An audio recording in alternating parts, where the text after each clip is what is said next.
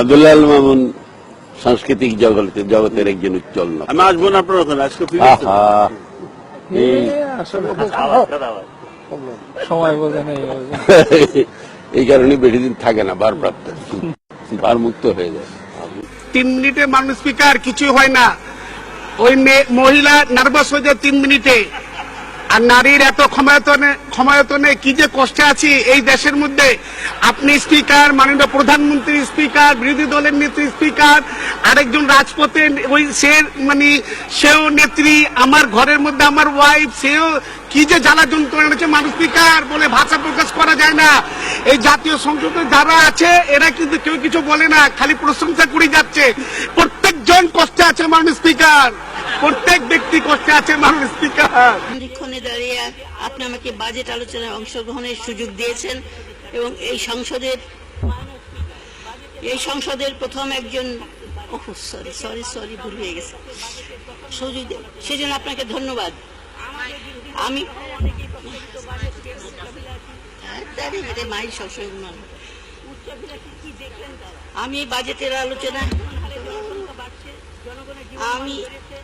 বাজেটের আলোচনা শুরুতে শ্রদ্ধাবন্ত চিত্তে স্মরণ করছি। আমি মাইক থেকে অনেক দূরে, তাই শুনে যাচ্ছে না।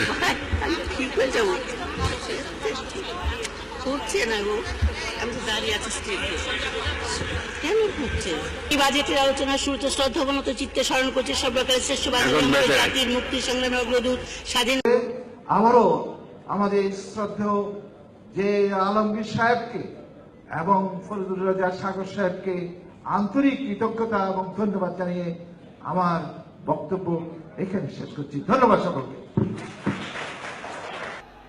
এই স্বাধীনতার মাসে আমরা তিলক ওয়ালী মুখ্যমন্ত্রী খালেদা জিয়াকে এক মুহূর্ত ক্ষমতায় দেখতে চাই না। এই কথা বলে আর এক মুহূর্ত তিলক ওয়ালী মুখ্যমন্ত্রী শেখ হাসিনাকে ক্ষমতায় দেখতে চাই না। এই কথা বলে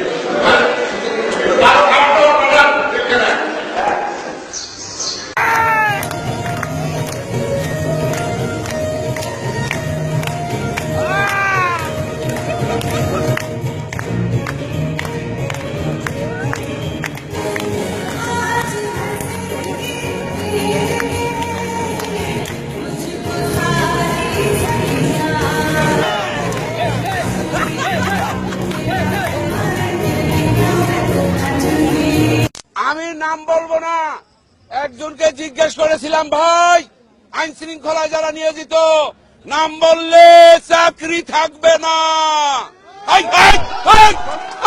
শালার বুতেরা চুপ থাক। উনি বললেন আল্লাহর কাছে, ওই শালার বুতেরা দেন, শালার বুতেরা আরে বানারাই যা হয় না, আল্লাহর কাছে বিচার রইল। ও ভাই স্লোগান দেন না, এবং স্লোগান দিবে মেরাম, এবং এইরকম বিচার আল্লাহ সহ্য করবে না।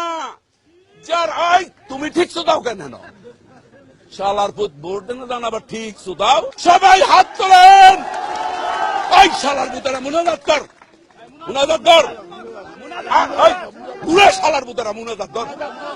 মাইক আনতে বলছেন, আল্লাহ তোমার কাছে বিচার দিলাম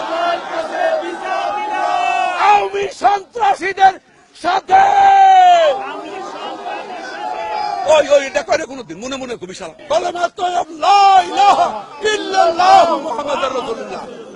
আপনারা সবাই বাড়ি যান, শনিবার হরতাল হরতাল হরতাল।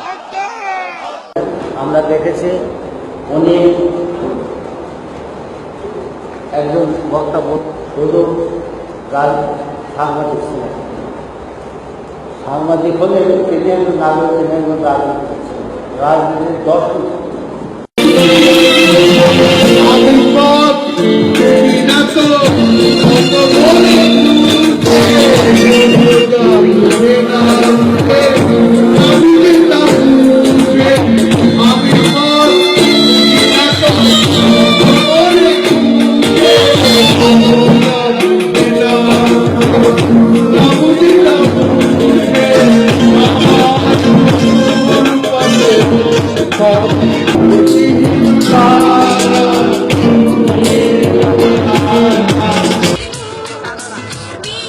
সাধারণের মতো আর 5টা গায়ে হলুদের অনুষ্ঠান নয়, এই গায়ে হলুদে রয়েছে আলাদা চমক। চিরকুমারের তকমা ঝেড়ে ফেলে অবশেষে মন্ত্রী গায়ে হলুদ ছোঁয়ালেন। 67 বছর বয়সী রেলমন্ত্রীর জীবনসঙ্গী হতে যাচ্ছেন 29 বছর বয়সী হনুফা আক্তার রিক্তা। প্রদীপ কানে জ্বালি থাকবে, আমায় ভালোবাসবে। ফেসবুক তো ব্যবহার করবো না, এটা তো বুঝছো। আর এই বয়সে তোমরা প্রেম করে সময় নষ্ট করবে না। তুই স্বামী মুসলমান দেখে সারা বাংলাদেশে কিছু হয়ে গেছে। একটু দায় আছে, আমার এখানে একটু দায় আছে, আমার একটু দায় আছে। এরকম কাপড় তুলে কথা বলে, আর একটা খারাপ কথা বললে এখানে কিন্তু সমস্যা হবে। আমি যা করবো না আমার মধ্যে যে কাপড়টা তুলে কথা বলো, অর্ধেক তুলে কথা বলে দেখবে গালি। এই 1000 টাকা তার লাগে তার পিসের জন্য, তার বইয়ের জন্য, তার খাওয়ার জন্য, তার চলাফেরা ট্রান্সপোর্টের জন্য দিনে 1000 টাকা খরচ করে। আর আমি তার কাছ থেকে কত চাচ্ছি? 75 টাকা। এই 1000 টাকার মধ্যে আমি তাকে বলছি যে আমাকে 75,000 টাকা দাও, এটি হচ্ছে ভ্যাট।